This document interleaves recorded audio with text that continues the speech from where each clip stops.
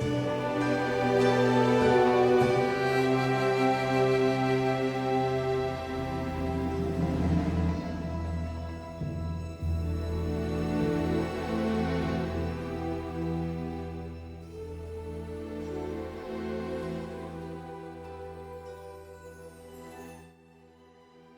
everyone. Very much welcome to another Anno 117 Pax Romana live stream, but of course, the first time that we are super happy to actually show you gameplay. Now, you did see gameplay before. We released the trailer on Monday. We had loads of press and content creators release their videos as well. So today you will see more of that, and obviously we have Celeste with me. Hello, I'm Celeste, a community manager on Anno. You might have seen my name popping every now and then with dev blogs on Discord, Reddit. I've been on Anno for the past 4 years. It's been amazing so far. Yeah, and then I have the additional support from the team. There's Raiko. Hi, I'm Raiko. I'm the art director, and I have a microphone in my face. That's good for the purpose of the stream. That's quite good. And then a recurring guest, Jan. Hello, my name is Jan, and I'm game director on Anno. Yeah. So today, I forgot to introduce myself. You might have seen me before, but I'm Oliver. I'm the community developer on Anno 117 Pax Romana. So yeah, will be streaming for about an hour today. Talk a bit about the game, show you a bit more about the game, and obviously we have our two experts here to answer your questions and tell me what I'm doing and what I'm doing wrong and why this is the wrong lighting I'm using. Then I should switch to night mode. So obviously, yeah, we have the support from two very different departments here with art and game design. But obviously, everything you're seeing comes down to what Raiko's team is doing, because you have like multiple disciplines in your team, right? It's not just the houses or like 3D models, but there's a 2D, the 2D artist, the whole level art team. That's all your department. Basically, every visual thing in the game I touch at one point. There's the concept art team that starts with all the sketches and the ideation. There is the level art team who does all the beautiful islands you see. And there's the 3D team who does all the buildings, the assets, the props. And of course, that's not my team, but it's UI. It's all the interfaces, all the icons that land on my desk every once in a while. I think you need to put the microphone a little bit closer to your face. Like this? Yes. Not a seasoned streamer. But you'll soon be after this one. Yeah. So obviously, any kind of art-related questions, put them in chat, and Celeste will forward them to Raiko. Yep. And then for game design stuff or anything, it's Jan, and we'll just try to answer as much as possible that you haven't already seen or been told by the people who've played it and released their videos. All right, I think let's start a bit, and I have the game right here, and we'll start. We have basically two sections for this live stream, more or less. We'll start with like an early game section, so we just talk a bit about like what's the beginning of Anno 117 Pax Romana match looking like, or an endless sandbox game in this case, and then we'll load a slightly more advanced one and look at some of the buildings that you'll build like in the early mid-game, something like this, and just talk about some of the mechanics. And then we can also nicely tie that into stuff that last time we streamed with Jan and with Manu, our creative director, just tie that into what we've last time told you in theory, how that now looks like in practice. We have Manu here on the couch. He's happy, he's smiling. So he just shrank there. with us in spirit. Like in the studio, likes to sit on my lap. Here. He's usually not pink though. Yes. All right, then let us switch to the game here. So this is how an Anno match. Oops, I'm still needing to get used to them using WASD for moving the camera. This is how your usual Anno match looks like, right? So far. So Anno, you start with a ship. You have a trading post, and I just set up a woodcutter and a sawmill. And that's the basic, very basic stuff. Amazing. Actually, I see that you don't need additional warehouse. So It's very productive start. Right? I built it close to the Yes, coast. close, absolutely. And then up here in the forest, I hit our villa. That's something we can tackle a bit later, maybe. But exactly, the villa does how it's used in your game. And yeah, let me just place down some houses, and then we have our first settlement here. You didn't even have residences before, but still 27 people.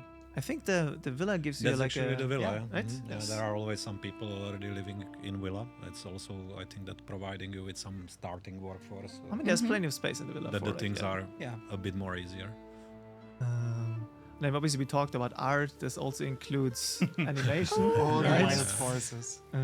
So we have all kinds of animals roaming your islands. So Marion is our animator. Yes. And she is obsessed with animals. She loves to do animals. So she's always super happy when she can work on stuff like horses or sheep. Super And cool. look at those diagonal roads, honestly. They look fantastic. I think this is like a one of the first striking things that makes it very different. Also, when you watch the trailer, like the city from like the top just looks so different. Yeah.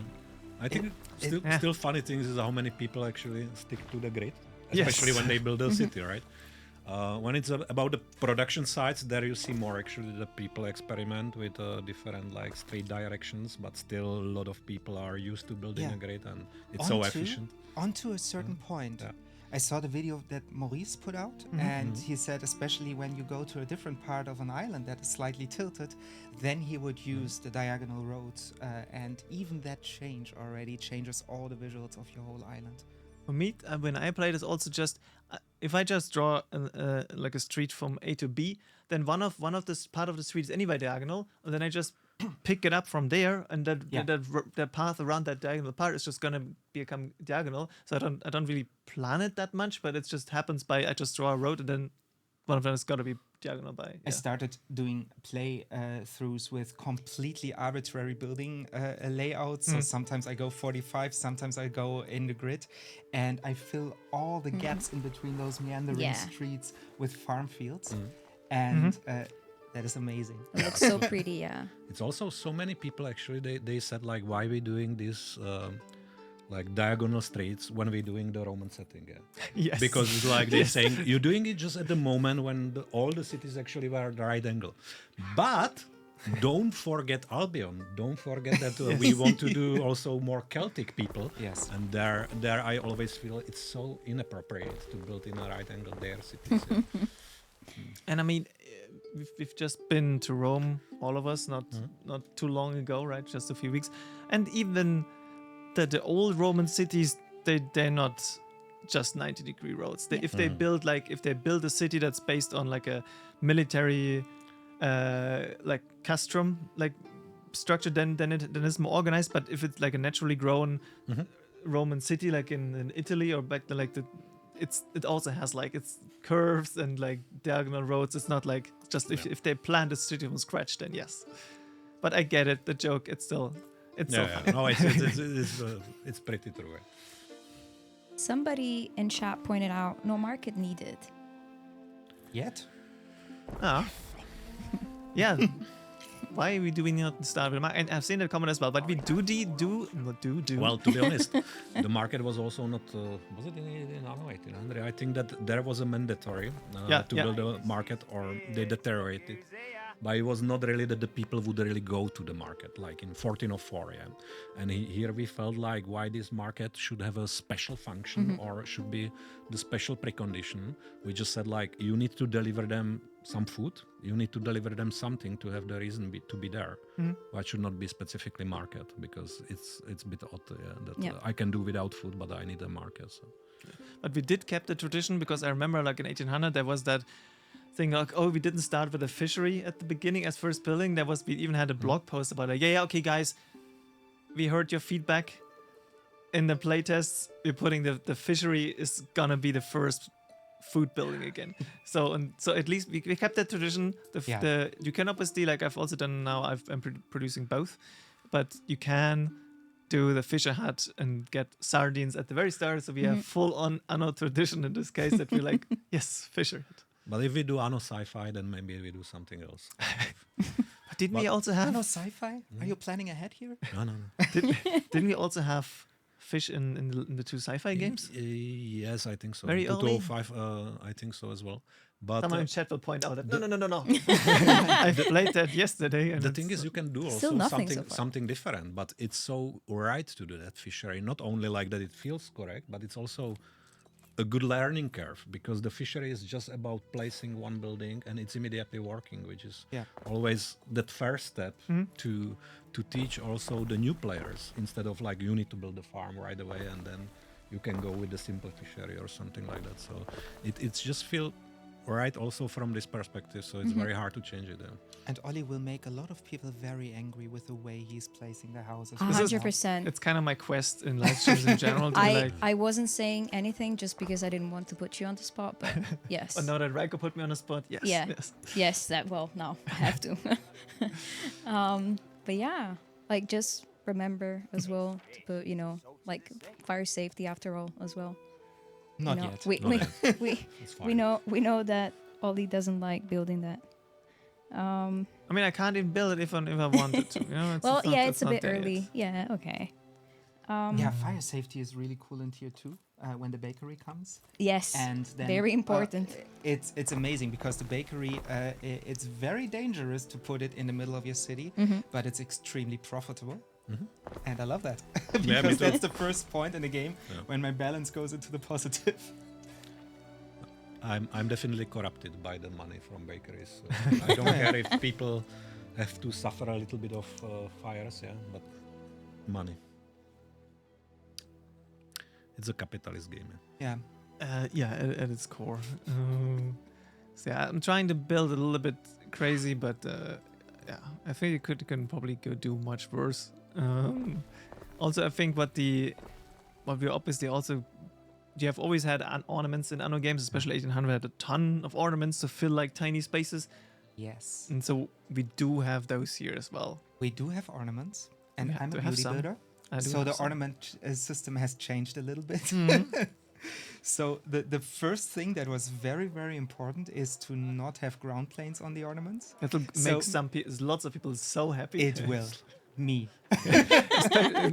That counts. So you do not have ground planes there. You can change the ground underneath all the ornaments as you please. Look at this. Look at this. So pretty. This is really literally making so many people happy. It's absolutely groundbreaking. Me.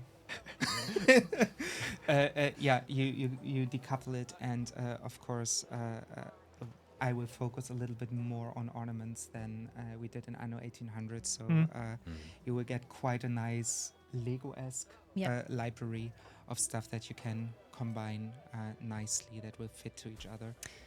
It's not there yet, but we're going to be there. Well, I think, since you just mentioned, I think what's also very important to mention is both that the versions that you've seen everyone else play and the stuff that you see now is very much a work in progress version, meaning there's a lot of things that will be different, or at least like slightly different in the final version. They might look a bit different, they might work a bit different. Everything that's, especially when we talk about balancing, these values can still very much change. We just had our technical test that we talked about previously end on the weekend, right? So obviously there's feedback coming from that direction as well that we'll incorporate. So be very much aware, the same as UCNE, like glitches, anything weird. So this thing might very much still change on some bits and improve on others. This is not going to be all the ornaments that are going to be in the game, etc. So no, that's a very small selection right now. Okay, I unlocked more stuff. Now we have finally our marketplace and tavern. And the tavern. It's a classic. Very important. So which one is your first one? Let's look at the balance. Let's look at the balance. Balance says I need a market, I think, because of what do I have? Minus 128 or something. Look at the market. Look at the arrows. I can't. Okay, maybe I didn't. Let's do one thing. Didn't plan it. That doesn't fit. Just come on. Yeah, you need to move those 2 residences. I thought I had just one. Fine. Okay. You know what? Never mind. Not doing it different again. Is chat screaming already? No, they're not. The residents are. But since you're placing houses like for your residents, there was a question. 1 second. Yeah. How many tiers will there be altogether, Latium and Albion combined? Altogether. Well, you don't combine them because they're different. I can answer it. Can we? Yeah. Can we answer it? Latium definitely, yes. So in Latium, we will have 4 tiers. So it's 1 less than in Anno 1800.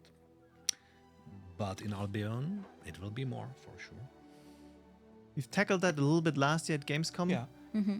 Because as we said last year, more than America New World, of course, but actually more. Yeah, so the province will have that. But we tackled it last year when we talked around Gamescom that there's this Romanization feature that it allows you to decide: are you letting your population go the Roman way? No, letting them stay the Celtic way. Do you make them we are Roman here? So we already have 2 paths to go for. So that's why it's also obviously means there is more. It's a different approach for the region itself, just compared to how we do Latium, where everyone. So Latium is just linear and it goes like to 4th tier, but in Albion you can split. So there are also more variations. You have more freedom how to build them, if to have them all on one island or really go one way directly. So it's a less traditional experience. Then this is something that we've obviously talked about the last live stream we did, which is the topic of attributes. You've already seen it with obviously all the needs that we had here, like porridge providing population +2 for each residence that's eating porridge. And now that we've reached the last last production buildings of the first tier here with the hats, you can also see that the production building now also gives a bonus of +1 money to all residents. So this is what we've last time talked about in more theory with some screenshots. We've now that in practice. I just noticed I'm lacking some wood, so you need to have a second woodcutter. Yeah, probably. Okay. It's always like one woodcutter never cuts. Yeah, I've been to. You would need to really enjoy the environment too much. And I did, like, when I tested the game earlier just to see if everything's running fine, I did build 2, and now that I've done it on stream, I obviously only built 1. Actually, the fair sign of how much you played Anno is actually how many woodcutters you built. So I always like peer over someone else's shoulder, and if they built 2 woodcutters or 5 woodcutters and so on, so that's a very clear message. Forget about zodiac signs. How many? How many woodcutters do you place in Anno?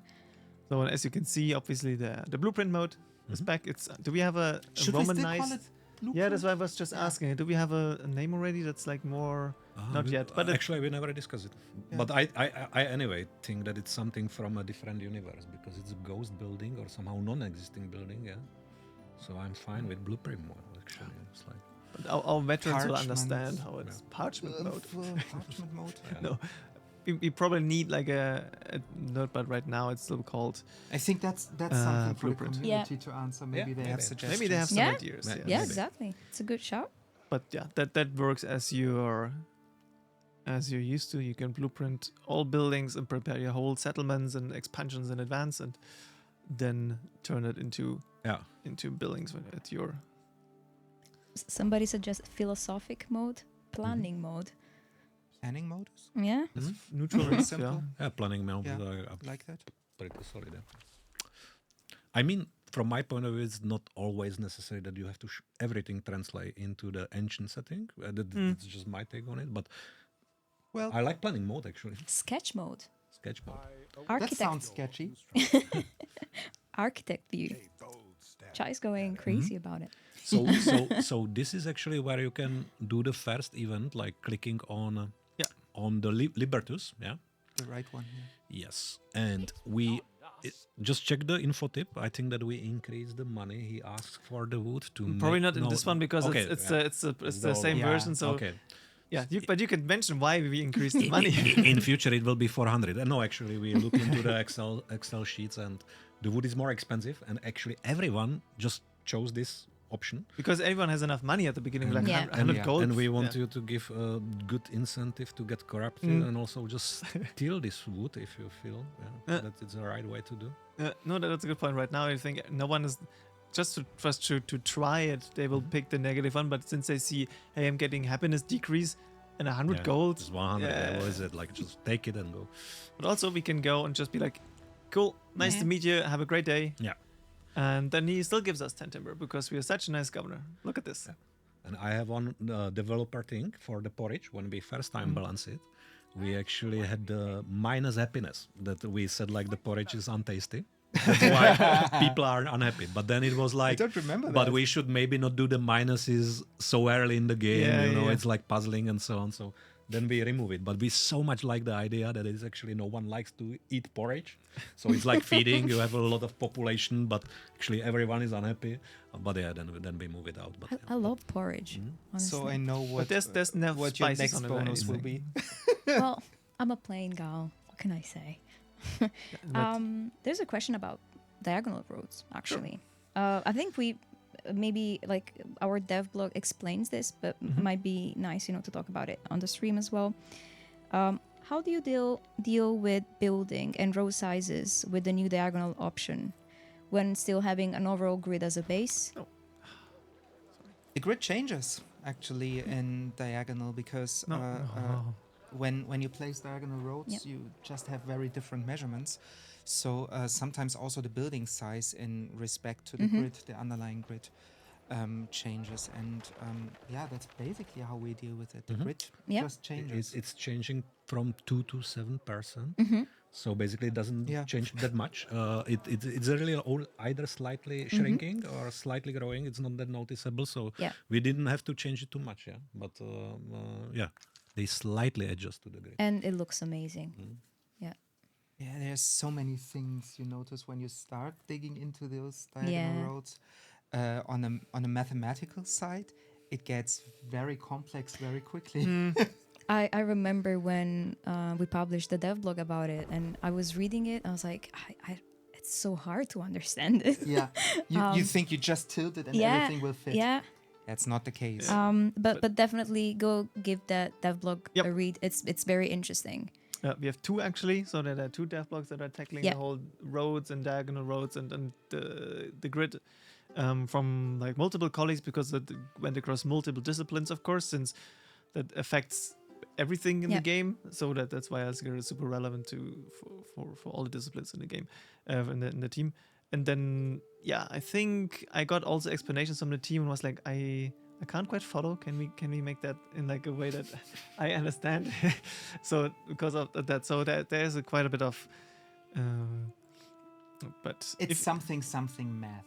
Yes, but it leads to a lot of head scratching on the outside. For instance, we also had to make the streets slightly wider. So every time you have a crossing, you have to see how to solve that kind of slightly wider street. There's always this green stripe on the edge of the street, and the distance from the building entrance to the street is different, and you have to solve it every time. And you also, since the building changes slightly in size, you have to see, is there clipping going on now? When there's an elevation on height, what is going on? There's a lot of things. Then we have this really nice feature which I already enjoyed for the console version. Like this. I was about to mention this. Auto surrounding of building or blocks of buildings with the road. So it's just one click and there's a road, and I don't need to drag. And yes. It's a nice quality of life feature that like I already enjoyed in the console version of Anno 1800, and this is like seeing this now in this game is this. And I've seen lots of positive comments from people as well. Yes. But that was really the funny thing that you mentioned earlier of like the fun thing of just now watching people play the game for the first time in like large numbers. Obviously, we had to do playtests, and some of us were there was a research lab in Düsseldorf, for example, for playtests. But now seeing like far more people play it, and just to get far more impressions of like how people tackling it from like different experience levels that are approaching it was is just a lot of fun. It's a lot of fun, absolutely. It's also a very important part of development, so to always like check back with people, check what are their reactions, what are their concerns, what they like, what they maybe not like that much, and actually we're reading all the comments, we're watching all the videos. Why is this? I just do only 93% or something like that. 93%.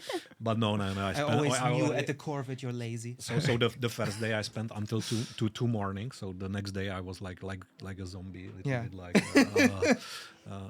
at the work. But it was so good to watch the streams. Oh, I haven't watched all of them yet. What we have, for example, we have like monitors here in the studio. And we have we screen grabbed. I'm not sure even who it was, but big props to whoever did that. Yes. Have all kind of nice comments and quotes on a slideshow throughout the studio here. It's just so nice to read.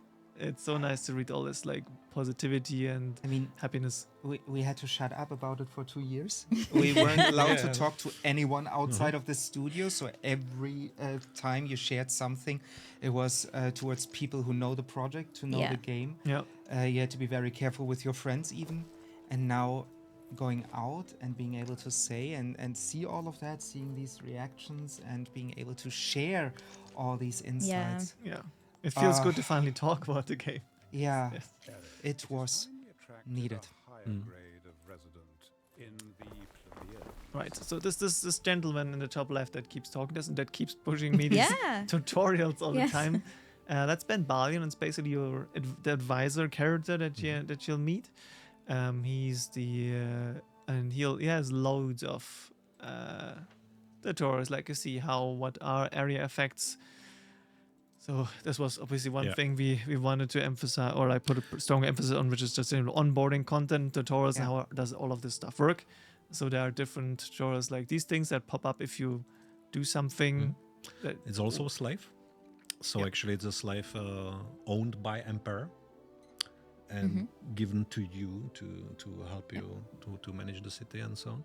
And it's a very educated slave. So it's also, we wanted to show that the slavery was not only just doing the deep mining or these kind of things, but actually the slaves were also teacher, accountants, or I don't know, the racers and so on. So it was very diverse. And and I'm very happy that we have the tutorial approach that we're having right now. I remember not too long ago a friend of mine started playing Anno 1800 and the first thing after half an hour he called me, what do I need to do? He was then Googling and looking on the internet. We really wanted to break down the necessity, English language, the necessity to actually use the internet to Google. We wanted to have a proper onboarding here so that it's easy to dig in and understand everything you're doing. But it's also down to, I think Manu said it in some interviews also during now for that it's the approach for 1800 was a different one. That the target audience with the very base game of 1800 was okay, we gotta reach out to our core fans, our veterans. They know the game. They want that classic Anno experience again. So this is what we delivered them. So obviously the onboarding was not quite as important because I thought, okay, they know the game. We just want to deliver something for our core fans, right? So some people were also concerned, if the Anno is going in the right direction, and we wanted to prove that we can rebuild the very rich and classic Anno with Anno 1800, and it was more the mission back then was win trust of the Anno core players, and that's why the tutorial got less importance. And what we didn't expect maybe was how successful it can become. So actually we just expected maybe we will have only 1 year of post launch and at the best 2, and this is fine not to have the tutorial, and then it kind of exploded and so many people actually wanted to play Anno 1800. So it was then it was another learning for the team. So that's why there is obviously a stronger focus now generally for the team on how do we explain this complexity to people better. Obviously we still want to make an Anno game. We still want to make that complexity, production chains, multiple tiers, 2 regions, all that stuff. But how do we make it easier for new people to then understand this complexity? It's just about how to get into the game and not call our art director and ask about how the game works. Yeah, and what kind of complexity is needed to really be understood? What kind of stuff should just work out of the box? I mean, you didn't do anything special and you have a city already. Yep. Right? You place the buildings, you place the market. There's a street system going on, some farm fields. And I think even that is already fun now when you have some ornaments. You can make it look nice already. You get some prestige. Did we talk about prestige? We didn't unlock. We don't have the attribute yet. So That's true. But it is because we obviously last time were like, yeah, there are 8 attributes. We talk about 5 and the other 3, I don't know. Yes. We will talk about that today, or at least specifically 2 of them. The third one was also already revealed now, but like it's not so relevant in the early game necessarily. Just very quickly here, I can now upgrade the population, the residences to the 2nd population tier. And look at all the units running around. And they are new, right? All of them are done from scratch. So the great difficulty with a game like Anno is that you have to show so many things.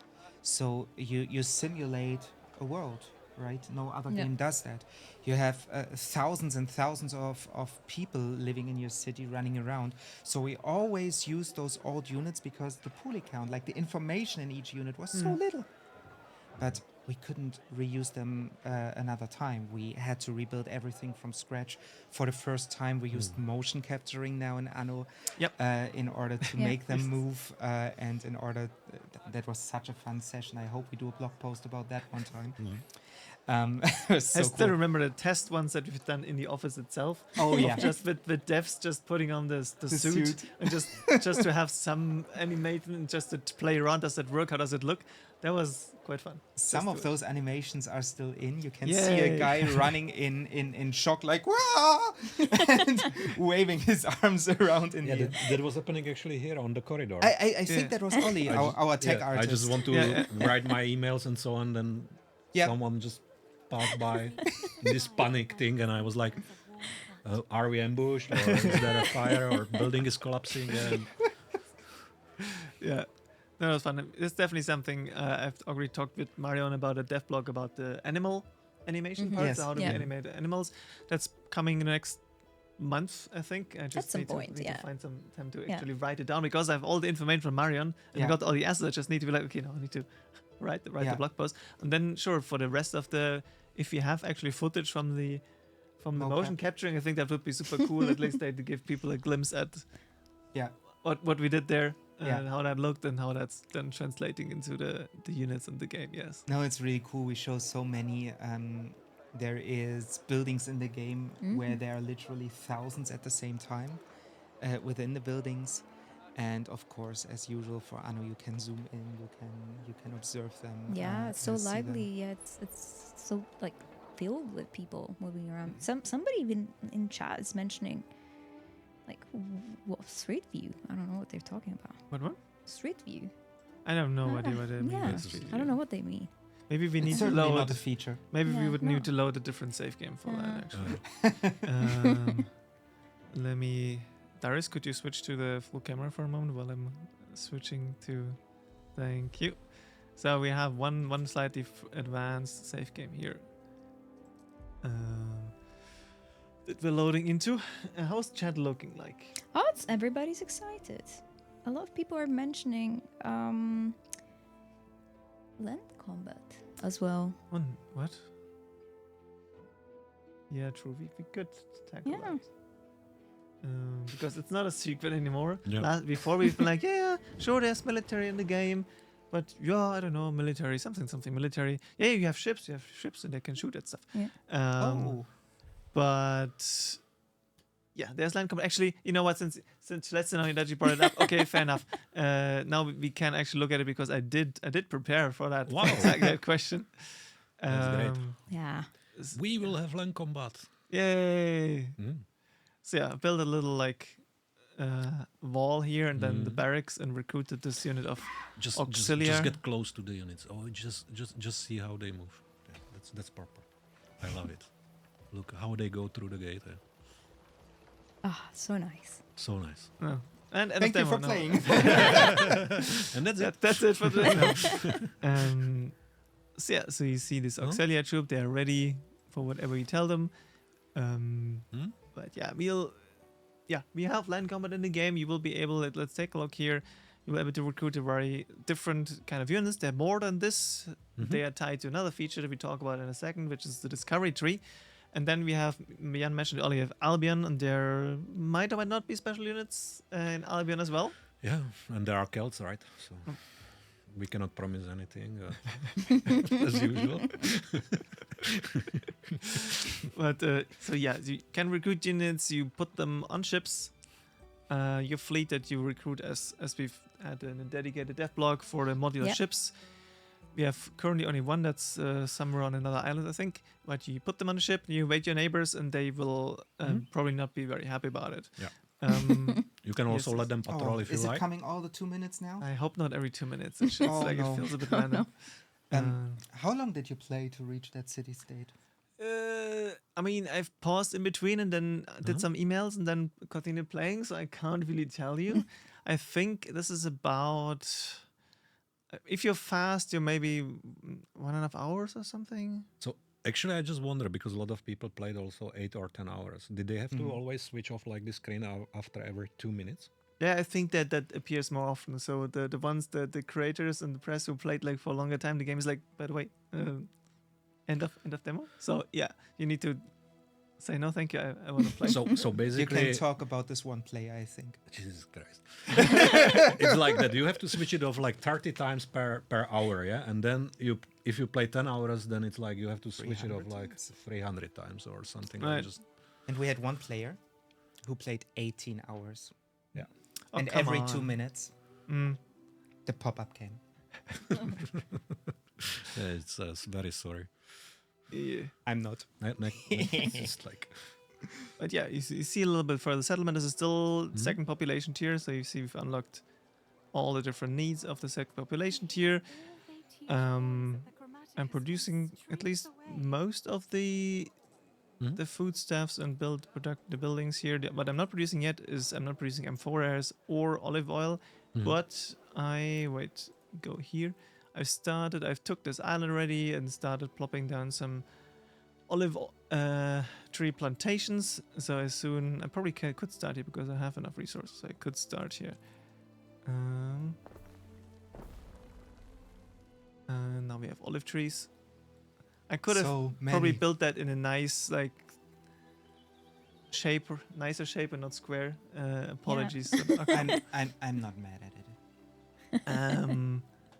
But yeah, and then I can transport them over. Can I spoil a feature that we're working on? Jan, can I spoil that? Yeah, sure, but spoil everything, please. So it's not officially. We're still investigating that possibility, but we might have a brush that would allow you to draw the farm fields in all the shapes that you want. That's right. Farm fields, ground planes, all of that stuff. So it's even less technical. You just put it in. You have a tool that automatically fills gaps. I already played the prototype. Me too. It's so cool. And the cool thing in that prototype was that with the scroll wheel, I could decide if I go the old way. So it was just like one grid. And I was like, oh, that's actually very smart that you can easily switch between the brush and one tile field building. It felt so good, And sometimes you really want your square. Sometimes I use even both. Yeah, because I do and just do the edges with the one grid. It's like great. It's exactly how it should be. This might make it into the game then. We don't promise, of course. Yeah, that's what I'm saying. Like it might make it into the game. What else? Obviously, that's something we actually did talk about last time when we teased when we talked about attributes. It's a discovery tree. Oh, look at this! Congratulations! I discovered clever carpentry. Measure twice, cut once. Yes. Productivity increase for all sawmills. Jan, do you want to talk a bit about the discovery tree? What we're looking at, and absolutely. Look at how big it is. What we're looking at is a discovery tree, and maybe we also we definitely do the dev block and so on because it's quite a feature. But currently, we plan to have around 150 texts in Discovery 3 for the release.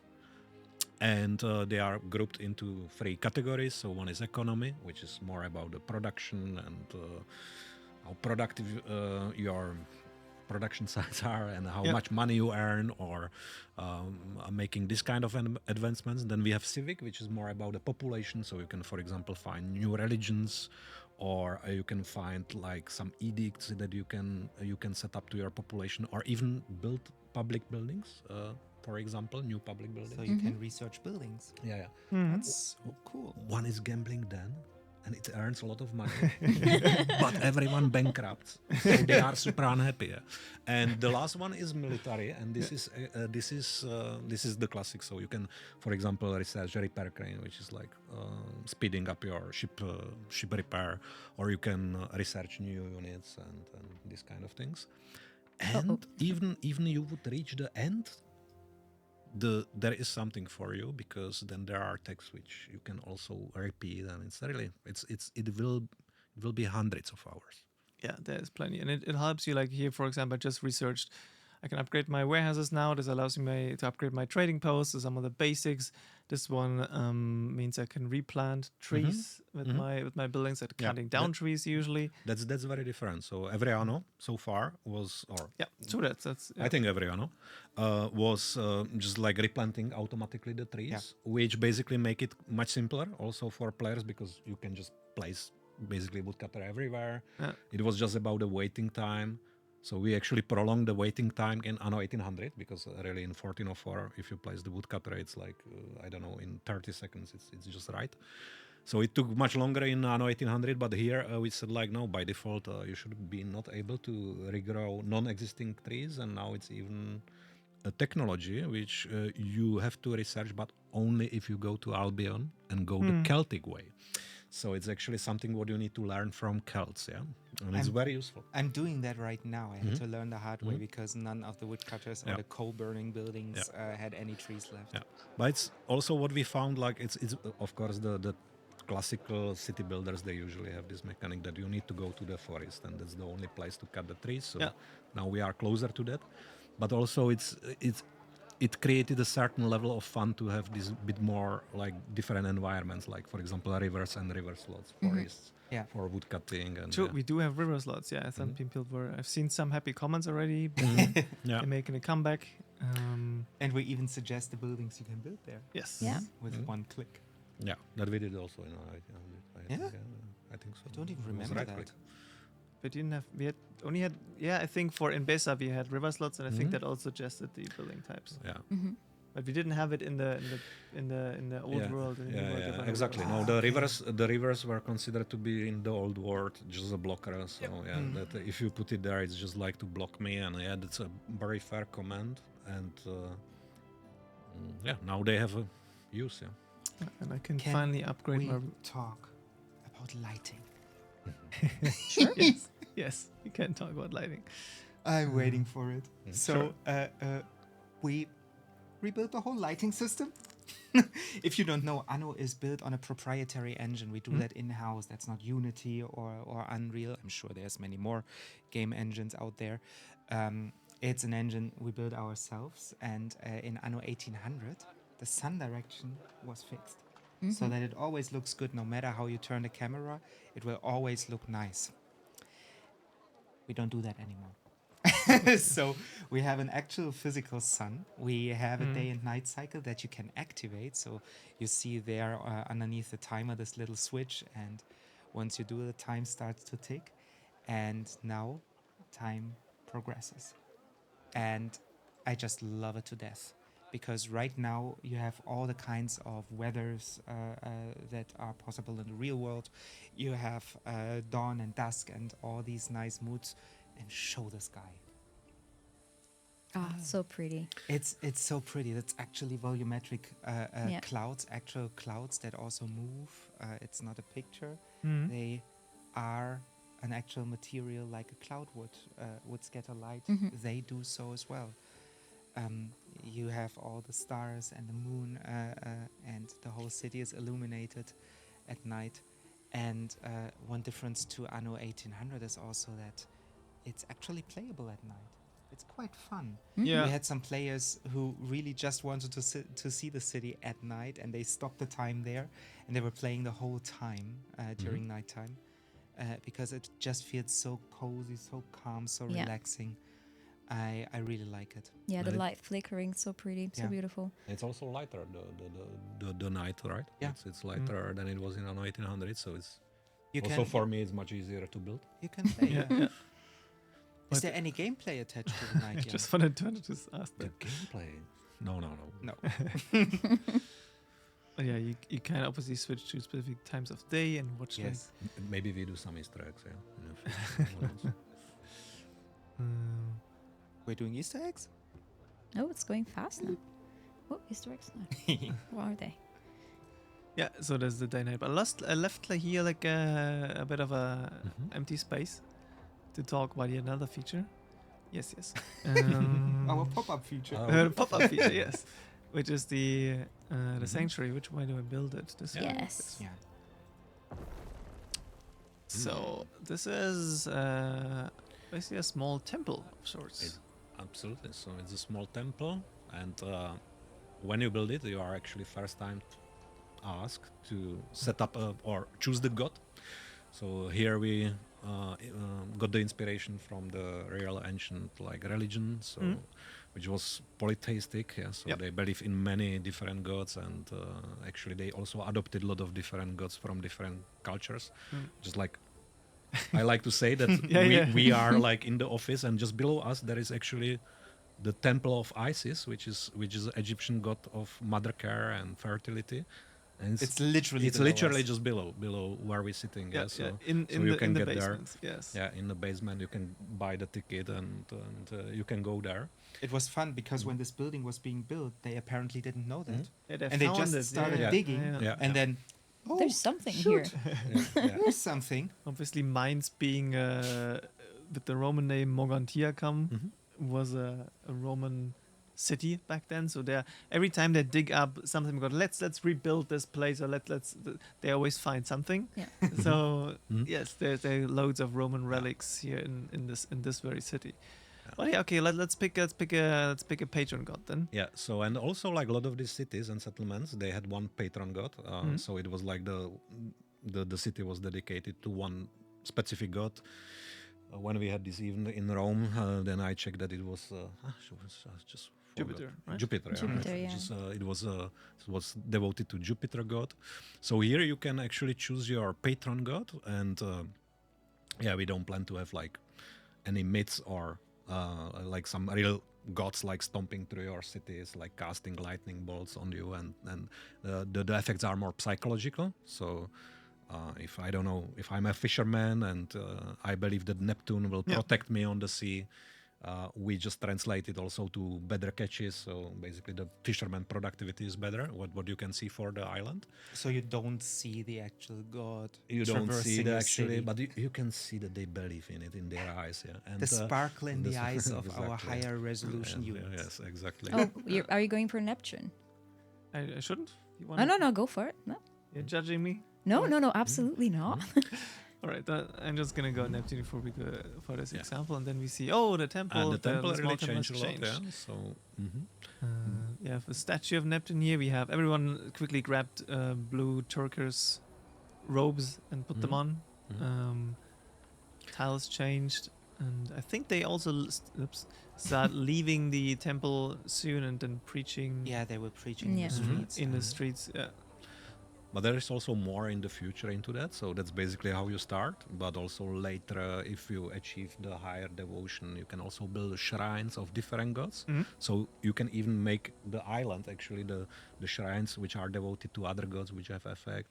And also the gods, they can get a global effect. So if all your population is, for example, believing in the Neptune most, so on all your islands and so on, then you can also get the global effect, for example, that your ships are faster because your navigators can steer the ship in a better way. Yeah. So also this sanctuary is not the most typical image of a Roman temple. So I hope I'm not spoiling that there might be some other buildings coming up later. Are they? Yes, and I think that it was also visible pretty much in all the trailers. I think we had it in the trailer. You're not spoiling something we had it in the trailer, I think, yeah. That one is hard to hide. Yeah. It's absolutely a huge temple what you can build also later. Yeah. It's not only about the belief, is also not only about the temples, for example, because it's also about the goods. For example, drinking wine can increase the belief, while, and that's actually what we also now can say, while it's making you less clever. So basically it's slightly decreasing your research speed. Yeah. True, we so I'm drunk, that doesn't happen. I'm smart. Well, it's nothing with the reality, because time to time I like to drink the wine. And it doesn't make me more like believing. I'm very sure about it. But yes, that's the effect of the wine. So it's also about the other goods, and it's not only like about like having a few buildings, and that's the overall effect. But I don't know. We have the goods like writing tablets, for example, and so on and so on. And so it really is tied into a lot of like on the need system, the optional need system that we talked about last time, the whole attributes topic, where all these goods are having this kind of effect on, like, not just giving you population income, but going much further and also impacting the knowledge and the belief system. And prestige, which we not. You can see it here. We have 7 prestige, but this is then. Yeah, that's also quite helpful if you actually, for example, show money. So here is actually if you want to have very clear breakdown, actually how you get this money on this island, then you see that from needs. This is like the top, the upper part. You see actually how much you generate. By consuming the needs, and below you have the area effects. So this is coming from the buildings. So as you see, 144, that's coming purely from the fact that you have bakery probably built in a city, because it's quite a lot. Yeah, no, the bakery is a nice money maker, absolutely. And you can also see that same thing for, we know that fire safety was in 1800 was like, you knew there was an indicator in the fire, but in here, breaking it down much clearer, and you can see I'm not doing so well with minus 89, but you can see exactly where that's coming from, and maybe I can do something about it. I think Raiko mentioned the bakery fire safety topic earlier, so you can see that makes a lot of money, but the fire safety is not looking good. If I put the bakeries out of my city, I'm making the fire safety is better, but I'm not making far less money. So or you can also build wells or have some kind of irrigation there to improve the fire safety. I did build like fire stations somewhere. They're doing a little bit, but like just not enough. Maybe not enough, yes. And later wells are coming. You can research them in the first tier, and it's also an easy way to scatter that stuff around. What I really love about the cities is also the size of the buildings. They are very vastly different in their sizes, and it makes really for this feeling of a large city that you're building. The temple, it's much larger than the sanctuary, and there's even larger buildings like that later on. That's one of the coolest things, and all of them work at an angle on steeper hills and steeper elevations. So you really also get these terraces later on. That was like something what I was missing until skyscrapers a bit on Anno 1800, so especially on the Cape Trelawney, because it's a huge island. When you built all these houses, everything felt like, the roofs are perfectly in one line, and then you only see the monument. And now these public buildings and aqueducts and so on, they much better breaking this silhouette of the city. And in terms of height, in terms of building variation, in terms of the shapes that we are. And if you then add here diagonal on top, then you really have, like, if I go for this angle, you really have a very different shape also just from the top. And then this also then obviously breaks it up if you look at it here from the side, with like the sanctuary clearly stands out as like the currently tallest building, and with the dome-like structure, while everything else has like square roofs, etc. So there's like you chose the perfect timing, honestly, to show this. Looks so nice, like the sunset. Is it sunset? Yes. Yeah. So pretty. Where's the sun? Let me see. I don't know. It's coming from Here. Oh, oof! Oh, strong. Oh, look, and the ship sailing to the sunset. How perfect. I think I forgot about my olive oil production. Quickly, like the chat is going crazy because you didn't build the road next to on the left of the sanctuary. Oh, maybe you can build a nice ground plane. That's why I kept it, because it was too small for houses or anything. That's why I was like, okay, I'm gonna put ornaments there. So I can obviously here build, cover that with this. Then it already looks much better fitting to this. And then I could put like a column here, for example. Yeah, or the statue. It's the biggest statue we have, please. We don't have this in this version, right? This one is good already. It's fine. It's fine. Yeah. So it's Rome. Obviously, we're gonna have statues. Yeah. Some of them will be much bigger. Yeah, we also still have the community creator statue, of course, right? That's also not in this version yet, but that's gonna be available, placeable later down the line, and for you as well in the game. We recently shared an update. It's like the fire braziers. Yeah. No, I mean the community statue. We showcased it on the Anno Union. So if you want to see that. Yeah, I bugged Raiko so long until he finally gave me an update on the statue. Yeah. It's like it was finished quite fast, and we posted very late, and that's my fault. I apologize. We forgive you. It's fine. Yeah. Thank you. It looks. Manu is also forgiving me. Yes, it looks great. So. Right, so I finally got my olives there on the way. I can brew some olive oil, and then I'm very close to finally upgrading to tier 3 here, actually, if I get there. But yeah, I think that gets to go. We still got like a few minutes, but we're very much nearing the end. Celeste, are there any like burning questions or things we have not tackled at all, and they keep asking about things that we can answer, of course? Well, a lot of people are asking about as well release date, but yeah, we will talk about this next, and in the future, like very soon. Don't Winter worry 2025. about it. Winter 2025 is the release time frame, and we'll have news on that. And we mentioned earlier Street View. Like somebody was mentioning Street View. Ooh, yeah. In chat. Google Street View. Google Street, maybe. Yeah. Yes. There is that. Oops. Oh, look at this. Coquito ergo zoom. It went right inside of the building. I think I went into a building as well. What's that bug? I never seen this before. We will fix after. Yeah, we will fix that. Raiko just put it in there so we can admire the gorgeous people are saying the people in much close up. I'm trying to find one of these priests here. Maybe there we go. Look at him. It will stay an Easter egg that you can do it. But you can do it. Again, I think that's very important. It's also something you mentioned about 1800. We love that. Obviously it was received extremely well.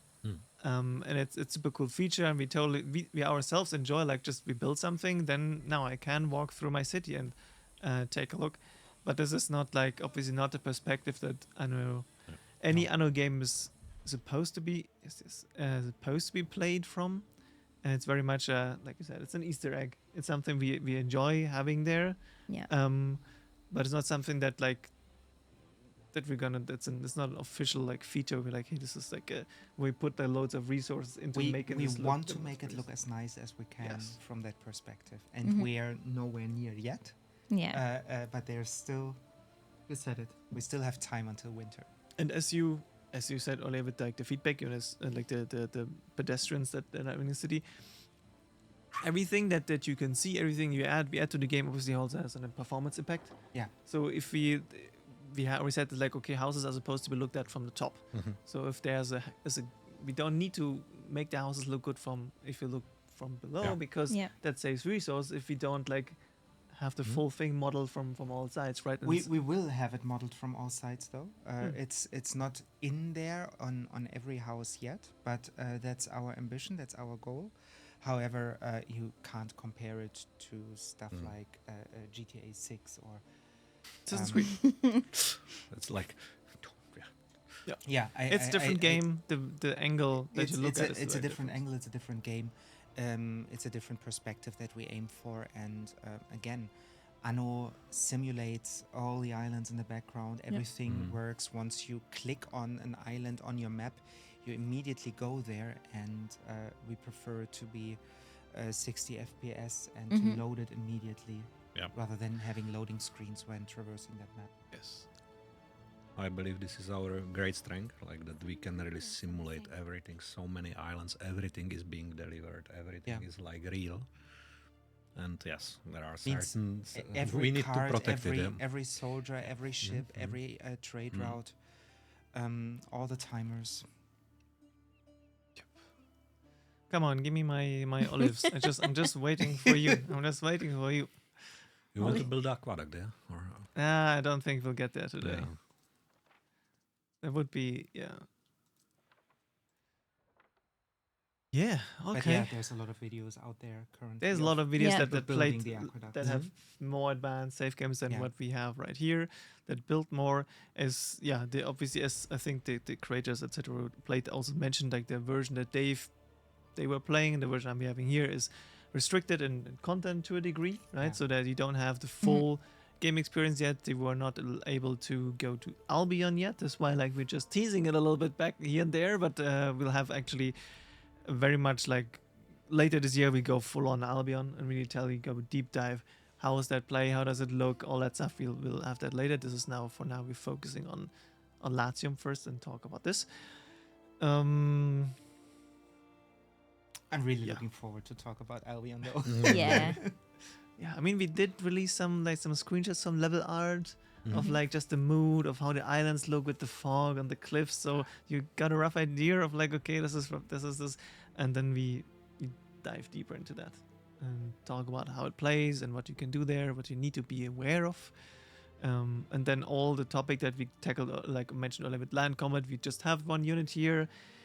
But that whole topic of war, both to land and to sea, also something we'll still talk about, of course, in far more detail. Oh no, an unrest. I think we stop here. Oh no. Unrest. Show us unrest. Show unrest. Might be a tiny one, huh? No, not like quest. Where's the? No, that's research. Sorry, I'm like I see the screen from a weird angle. Notifications. No, it doesn't say anything anymore. Unrest. Not here. Okay. What are they? A very tiny one, and yes, but it will grow. It will grow. Yeah. Look, they coming together. There's the people next to it. Yeah, just see what they're doing. Yeah. So that's also such a cool mechanic that there's people roaming the streets who are very unhappy, share their unhappiness, and then other people gather. I also really like, because you talked about lighting earlier, that the NPC portraits like changing depending on the day, time of day. That now you clearly say, okay, the light there's much less light. The what's it called, plebeian is like lit completely differently than it would be during the day, if you want to compare that to.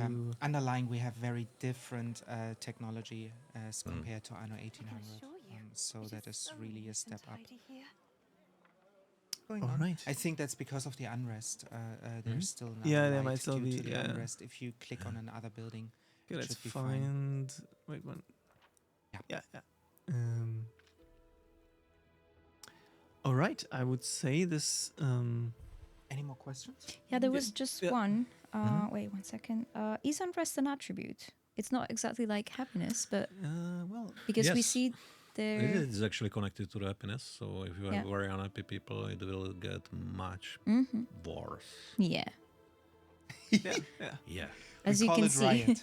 Can we spoil that? I would call it uprising more. Uprising? Something like that, If you ask questions, the stream will be longer. No, this is not how this works. Now it is. But I think we have far more answers to far more questions as well in the coming weeks and months. Obviously, the release is still a bit in the future. We have many things we want to talk about. We're excited to talk about, but we already were super happy, like we said, just to see the reactions. Super grateful for all the outpouring of positive feedback, all the nice comments you left on the Anno Union, on Reddit, Discord, on the trailers on YouTube. It was so nice to read. The team was super guys, happy. You are recharging all the batteries, even those we don't have. It's like so motivating, so motivating. I was so nervous before we showed this game because I didn't know what to expect. Yeah. And I was so happy and so relieved. Oh yes. So we have more planned. We have more playtests also coming. We had just had one, but there are more coming like this. And Today, special announcement. Already not many details, but we're already happy to share that we'll be at Gamescom 2025 this year in Cologne in August. So you can look forward to meeting us there. Maybe play the game. Who knows? And learn more about the game there at Gamescom in just a few months. It's only like, what do we have? 3 months actually. Pretty much exact. May. Yeah, 3 months. Yeah. Pretty much exactly, because it's Gamescom is from the 20th till the 24th of August. So that's pretty much exactly in 3 months. So we can look forward to that and to meeting us there. We are looking forward to it, and we're also nervous as usual as well on this. Yeah, I think anything you want to still say? Anything that's on the heart that you still want to? I just want to repeat. Thank you very much for your feedback. Yeah, it was really super cool. Also for the team to see like how you enjoy the game, and it's really important your reaction, and thank you. Thank you. All right. Then if there are no more questions, we're like, okay, we really need to answer this. Except if they're only asking mean questions, then like skip all these. Well, like, what's your favorite definitely sandwich, asking Jan? questions that we cannot reply to, unfortunately. Okay. But yeah. Don't ask those questions. Only ask questions that we can actually answer, of course. And like only those. Yeah. Okay. Good.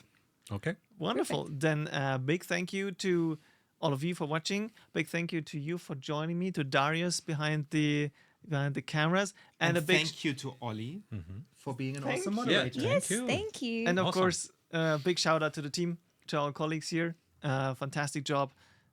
Super proud to be able to represent you here in this live stream. So thank you very much for your work. Yeah. Thank All you. right. Have a fantastic rest of the day, evening, afternoon, morning. Wherever And you are. Till next time. Bye. Bye-bye. Bye-bye.